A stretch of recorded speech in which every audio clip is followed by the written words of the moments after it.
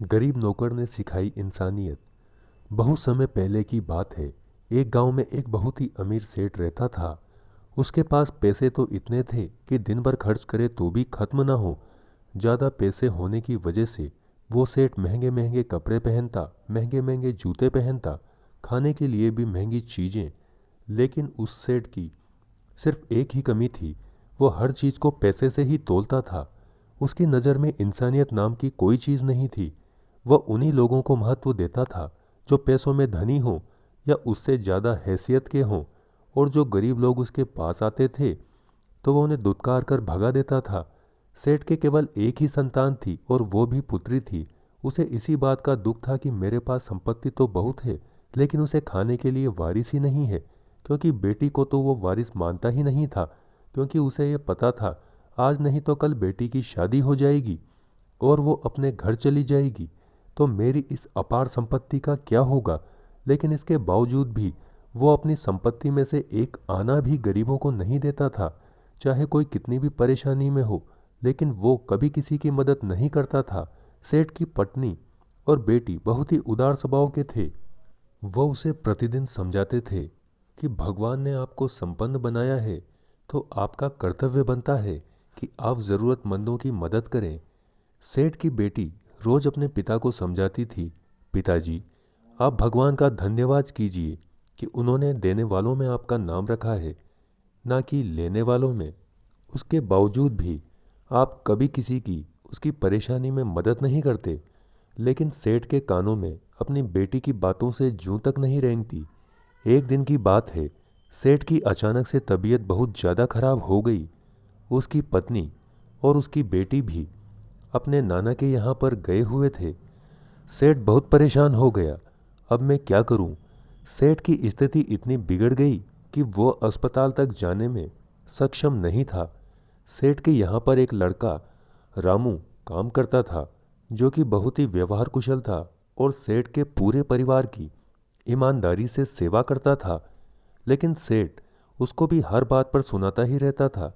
रामू ने जब देखा कि सेठ जी की तबीयत बहुत ज़्यादा बिगड़ गई है और वो ज़मीन पर गिरे हुए हैं, तो वो भागकर उनके पास गया और बोला, सेठ जी, क्या हो गया आपको? लेकिन सेठ जी बोलने की स्थिति में भी नहीं थे। रामू ने तुरंत सेठ जी को अस्पताल पहुंचाया। उस जमाने में आज की तरह टेलीफोन सेवा भी नहीं चलती थी।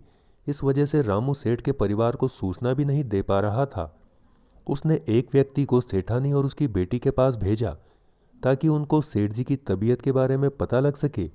लेकिन रामू को पता था कि उसके पास सेठानी और उसकी बेटी का इंतजार करने का वक्त नहीं है, अन्यथा सेठ जी की जान भी जा सकती थी। इस वजह से रामू ने तुरंत सेठ जी का इलाज चालू करवा दिया। डॉक्टर ने रामू से कहा कि सेठ जी की तबीयत ज़्यादा खराब है, इनके इलाज में 2 लाख रुपए लगेंगे। रामू ये सुनकर घबरा गया, क्योंकि सेठ जी तो इस स्थिति में थे नहीं कि वो पैसे दे सकें। रामू ये सुनकर बहुत घबरा गया, फिर भी उसने हिम्मत नहीं हारी। घर जाकर अपनी पत्नी से बोला कि सेठ जी की तबीयत बहुत ज़्यादा खराब है और उनके इलाज के लिए 2 लाख रुपए की आवश्यकता है। रामू की पत्नी भी उसी की तरह ही उदार स्वभाव की थी।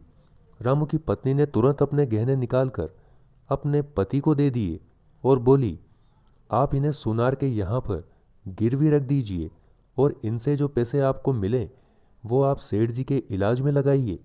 रामू की पत्नी ने जैसा कहा था, रामू ने वैसा ही किया। अगले ही दिन सेठानी और उसकी बेटी भी वहां पर आ गए थे। सेठ जी की हालत अब पहले से बेहतर थी।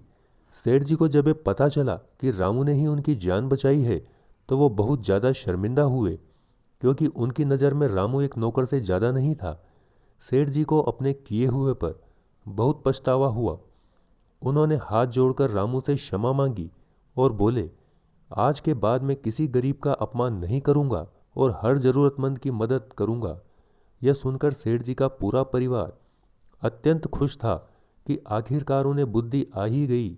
दोस्तों, इस कहानी से हमें ये सीख मिलती है कि भगवान ने अगर आपको संपन्न बनाया है तो आपका ये दायित्व बनता है कि आप जरूरतमंदों की मदद अवश्य करें, क्योंकि इस संसार में आपके साथ कुछ नहीं जाता। बस आप जो अच्छे कर्म करते हैं वही आपके साथ जाते हैं, और एक अच्छा इंसान बनने की वजह से मरने के बाद भी लोग आपको याद रखते हैं।